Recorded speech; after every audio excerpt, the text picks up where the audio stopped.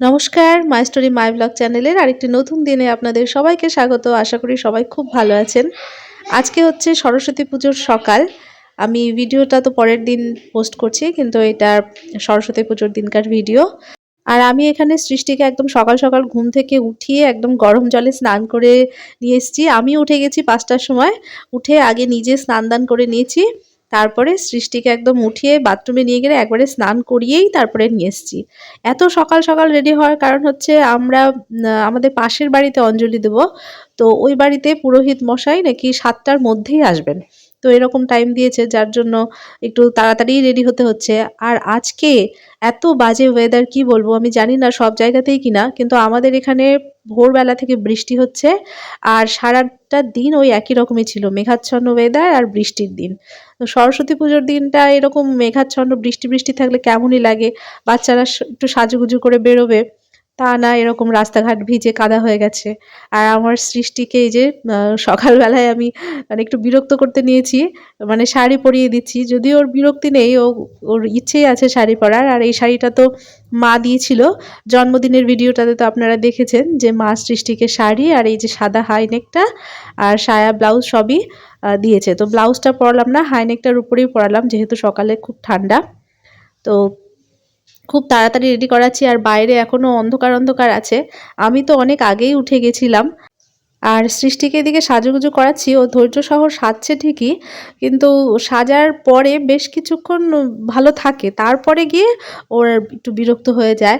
বেশিক্ষণ শাড়ি আর বেশিক্ষণ সাজুগুজু নিয়ে থাকতে ভালো লাগে না ওর, তখন আবার বলে যে শাড়ি খুলে দাও, ড্রেস পরিয়ে দাও। তো চুড়ি টুড়ি পরিয়ে দিচ্ছি। ওকে সাজাতেই আমার অনেকটা সময় লেগে গেছে, যেটা হয় মানে শুধুমাত্র নিজেরা রেডি হলাম আর নিজেরা পুজো পার্বণ করলাম সেটাতে কিন্তু হয় না। ওই বাচ্চাদেরকে রেডি করাতেই মায়েদের অর্ধেকের বেশি সময় পেরিয়ে যায়। আর আমার হাজব্যান্ডকে একটু ক্যামেরা ধরিয়ে দিয়েছি। ও বিছানার মধ্যেই শুয়ে আছে, ও অঞ্জলিও দেয়নি। শরীরটাও খারাপ, একটু জ্বর আর সর্দি সর্দি আছে।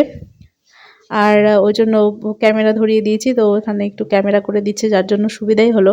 না হলে আমি ক্যামেরা আজকের ভিডিওটা হয়তোবা করতেই পারতাম না, কারণ ওই নিজে নিজে ক্যামেরা স্ট্যান্ড নিয়ে দাঁড় করিয়ে ভিডিও করাটা খুব টাফ হয়ে যায়।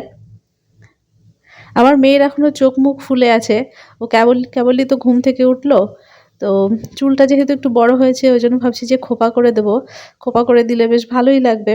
তো এখন একটু হয়েছে, গার্ডার দিয়ে বাঁধার মতন হয়েছে।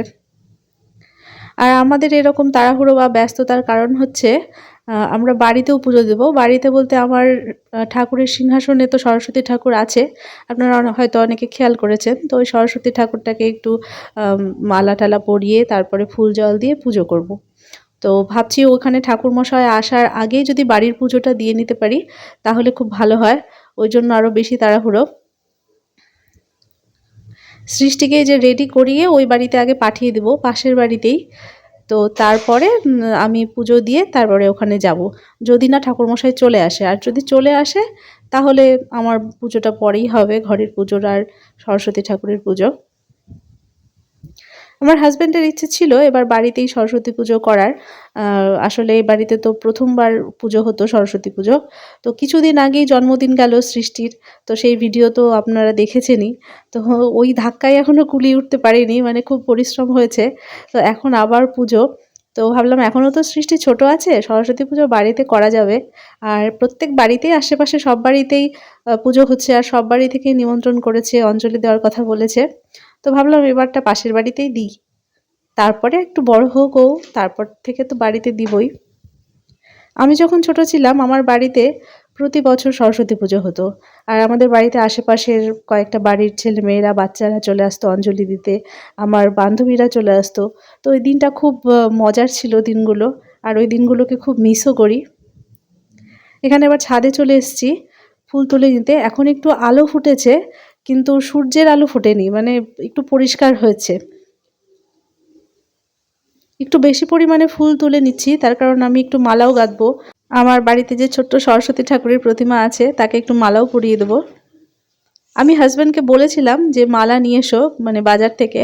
তো মালা নিয়ে এসছে, ওই কাগজের মালাগুলো হয় না, ওগুলো মালা। বুঝতে পারিনি, মানে আমি বলে দিইনি যে গাঁদা ফুলের মালা নিয়ে এসো, তো ওগুলো কাগজের মালা নিয়ে এসছে।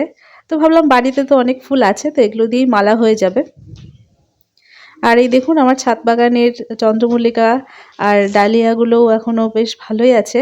এগুলোকে শেডের নিচে এনে রেখেছে হাজব্যান্ড, কারণ এখন আবার রোদে এগুলো বেশি ঝলসে যায়, তো ওই জন্য ছায়ায় থাকলেই ভালো থাকে।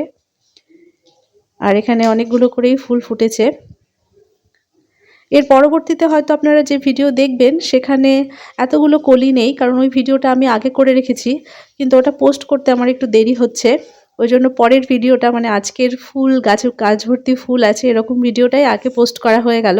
তো পুরনো ভিডিওটা না হয় 2-1 দিন পরেই পোস্ট করব। আসলে অকেশনটা স্পেশাল, তো সরস্বতী পুজোর অকেশন, ওই জন্য আমি খুব লেট করতে চাই না। ওই জন্য ভাবলাম যে টাটকায় আজকের ভিডিওটা দিয়ে দিই। যদিও ভিডিওটাও খুব অল্প সময়েরই করেছি, খুব বেশি সময় ধরে তো আর করতে পারিনি।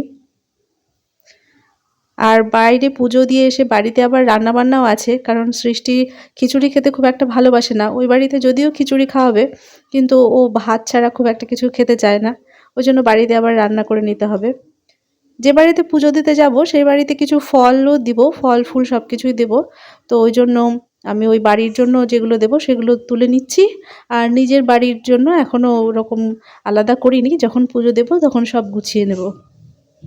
এখানে আবার একটু মালা গাঁথতে বসছি। আর ওই যে পেছন দিকটাতে দেখতে পাচ্ছেন হারমোনিয়াম, তবলা, ওগুলো এনে রেখেছি।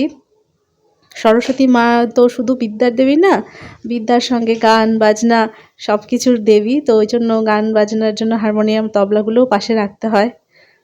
তারপরে বই রাখতে হয়। সরস্বতী পুজোর দিন আসলেই ছোটবেলাকার কথাগুলো মনে পড়ে যায়। কেমন আমরা মায়েদের শাড়ি পরে বেরিয়ে যেতাম স্কুলে যেতে, বান্ধবীদের সঙ্গে একসঙ্গে। এখন তো বেশ মেয়েরাও শাড়ি টাড়ি মানে একটু ভালোভাবে পরেই যায়। আমরা তো মায়েদের পুরনো একটা শাড়ি বাছাই করে ওটা পরে চলে যেতাম। এখন এই যে সরস্বতী ঠাকুরটাকে এই যে আসনে বসিয়ে নিলাম আর মালাটা পরিয়ে দিলাম। ছোট্ট একটু ঠাকুর তো ওই জন্য মালাটাও ছোট্ট একটু পরিয়েছি। আর এখানে একটা আসন পেতে দিয়ে ওর মধ্যে বইগুলো রেখে দিচ্ছি, সৃষ্টির বই। আর কারেন্টটা চলে গেল, ওই জন্য আবার একটু অন্ধকার হয়ে গেল। এমনিতেই তো বাইরে আলো নেই, রোদ নেই, তো তার উপর আবার কারেন্ট চলে যাচ্ছে মাঝে মাঝে। জানলার পর্দাগুলো তাই খুলে দিচ্ছি যাতে ঘরটা একটু আলো আসে। সৃষ্টি এখানে, আমি একটু বাইরে গেছি তো দেখছি ও আরতি করতে শুরু করে দিয়েছে।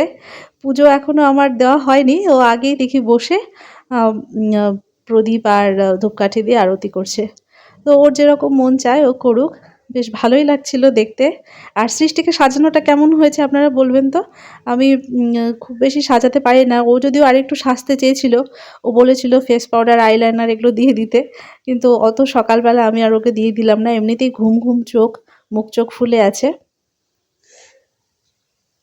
তো তারপরে এই যে আমরা এখানে মা মেয়ে আর বসে গেছি অঞ্জলি দেওয়ার জন্য। আমাদের ঘরোয়া পুজো, নিজেরা যা পেরেছি যেভাবে পেরেছি সেভাবে পুজো দিয়েছি মন থেকে। তারপরে তো আবার ওই যে বাড়িতে গিয়ে পুজো দিয়েছি সেখানে তো অঞ্জলি দিয়েছি। দেবী চরাচর সারে কুচযুগ শোভিত মুক্তাহারে বীণারঞ্জিত পুস্তক হস্তে ভগবতী ভারতী দেবী নমস্তে। সরস্বতী মহাভাগে বিদ্যে কমলোচনে বিশ্বরূপে বিশালাক্ষী বিদ্যাং দেহি নমস্তুতে। আবার আমরা মা মেয়েতে এখানে অঞ্জলির মন্ত্রটুকু পড়ে পুজো দিয়ে নিলাম। বিশেষ কিছু তো জানি না, কিন্তু নিজে থেকে এরকম ফুল দিয়ে পুজো করার মধ্যে একটা আনন্দও আছে।